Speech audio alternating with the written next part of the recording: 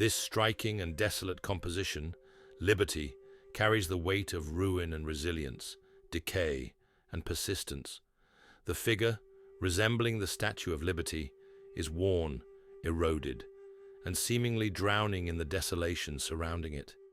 Instead of a torch, she holds a red object, which could be a Christmas bulb, a heart, or a relic of hope, a symbol that contrasts the destruction beneath her.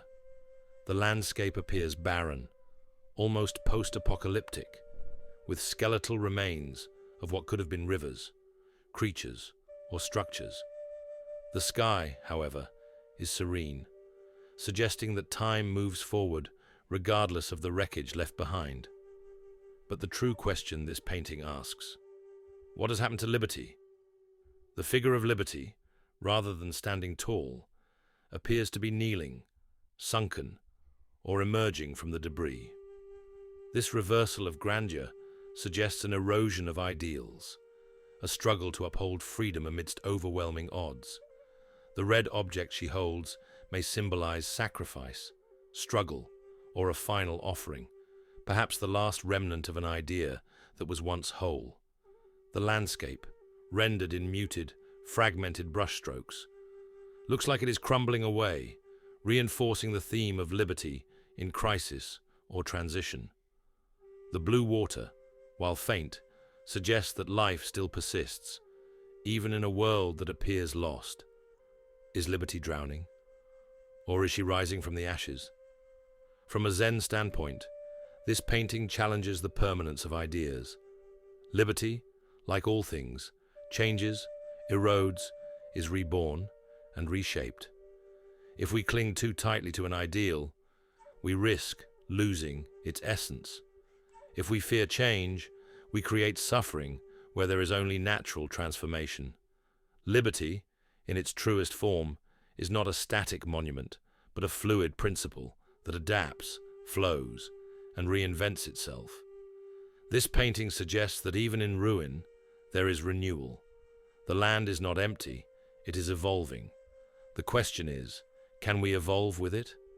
This work resonates with hexagram 23, Po, splitting apart, which symbolizes decay, collapse, and necessary destruction before renewal.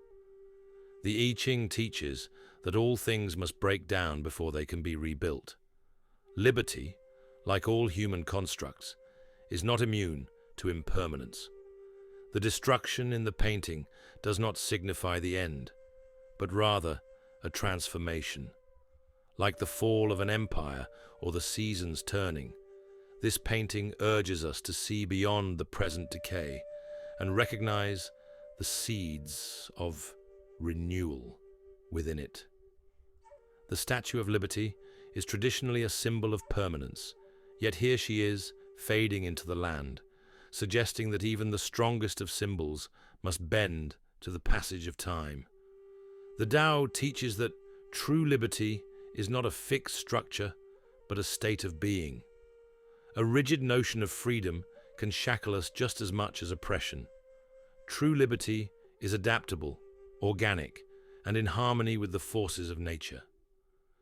In this painting, what remains is not the stone, but the essence, the resilience, the will to endure, and the ever-present possibility of rebirth. We often speak of freedom as an internal condition rather than an external construct. This painting reflects that idea. Is liberty a physical entity, or is it a way of being? Has the statue fallen, or has it finally merged with the world it was meant to serve? Remember, no ideology, no matter how noble, is immune to time. What matters is how we continue to seek and embody liberty in our daily lives, rather than mourning what has been lost. From a creative perspective, this painting challenges us to confront the contradictions of freedom. Is liberty an ideal or an illusion? Do we truly understand what it means, or do we only see its ruins? What new form might liberty take if we let go of our fixed notions of what it should be? Great art, like this painting, does not tell us what to think. It makes us feel, question, and reimagine possibilities. This painting does not show the destruction of liberty. It shows its evolution. Liberty is not dead.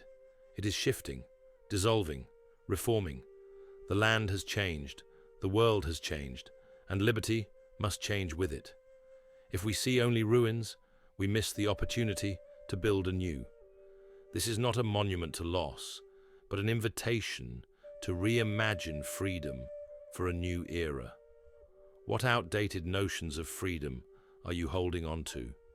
Where do you see liberty evolving in your own life? How can you embrace change rather than resisting it? Like the figure in the painting, we must hold on to what matters, not as a relic, but as a seed for something new. Liberty is not a statue. It is a living, breathing force. The question is, what will you do with it now?